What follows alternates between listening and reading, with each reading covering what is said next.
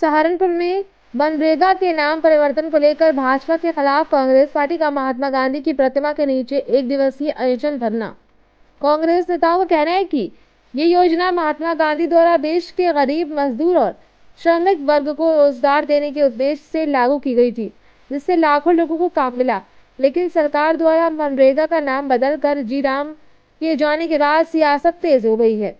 इसी के विरोध में कांग्रेस कार्यकर्ताओं ने जिला अध्यक्ष संदीप राणा के नेतृत्व में गांधी पार्क स्थित महात्मा गांधी की प्रतिमा के नीचे एक दिवसीय मौन और भीख हड़ताल धरना दिया।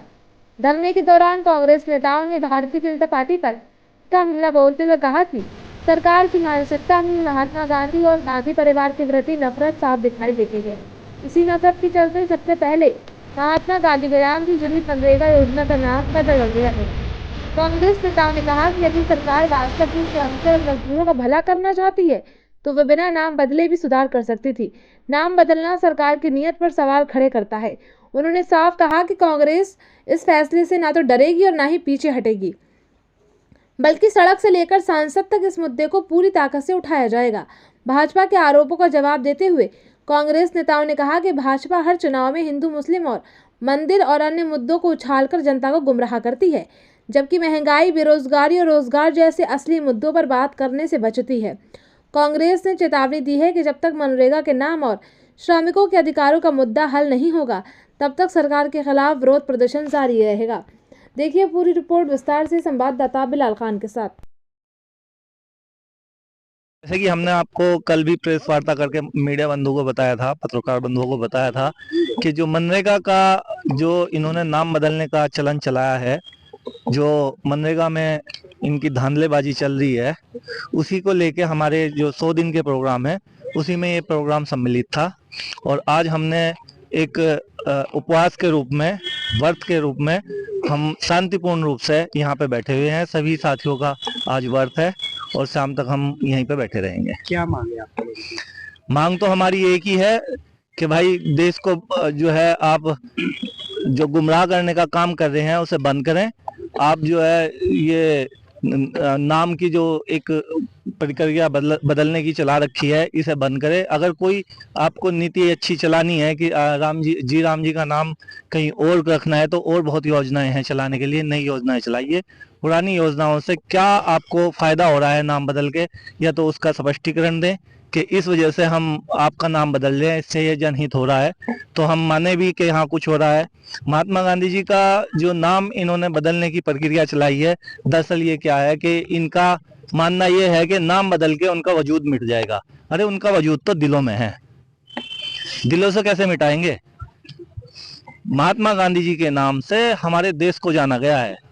जो 108 देशों में महात्मा गांधी जी के नाम से जा गए हैं, अपना परिचय देते हैं, या तो उसे भी बंद करें।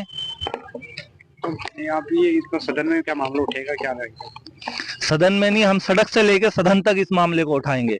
हमारा 100 दिन का जो प्रोग्राम है वो इसीलिए है।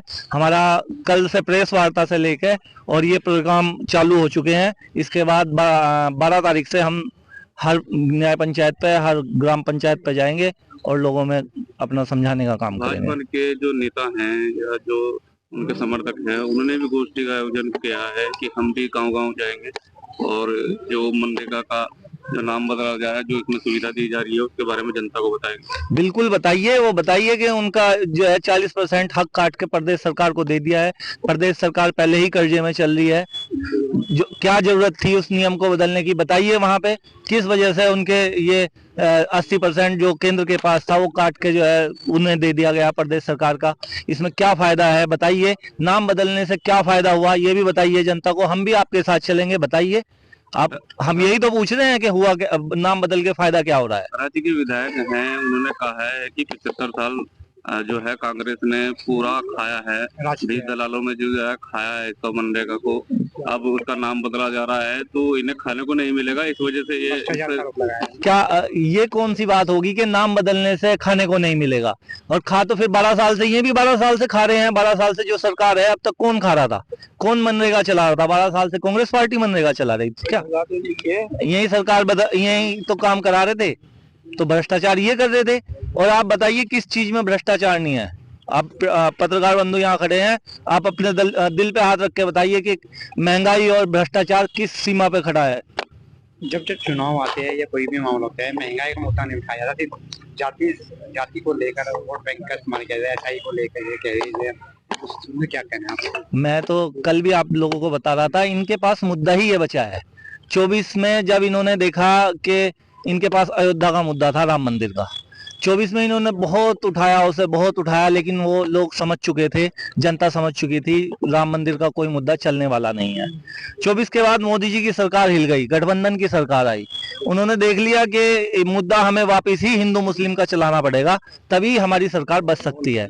धर्म और जाति का मुद्दा, नफरत की राजनीति का मुद्दा, इसी पे उनकी सरकार चलती है, इसी पे उनकी सरकार आई है, और इस मुद्दे को ये पूरी तरह से भुनवाते हैं। आज भी जनता में जितना इन्होंने रोष पैदा किया हुआ है, जितनी इन्होंने नफरत भरी हुई है, आप लोग देख सकते हैं कि अगर किसी ने, क्रिकेटर ने शतक मार दिया तो उसे ये नहीं कहेंगे कि रोहित शर्मा ने शतक मार दिया, नहीं, ब्राह्मण ने शतक मार दिया। किसी ने, जहीर खान ने विकेट ले ली तो ये नहीं कहेंगे कि जहीर खान, भारत के क्रिकेटर ने विकेट ले ली, नहीं, मुसलमान ने विकेट ले ली। क्योंकि ये नफरत का बीज 12 साल से भाजपा बोती आ रही है, जिसे अब हर आदमी उसी एंगल से सोचने लगा, उसी एंगल से देखने लगा। ठीक।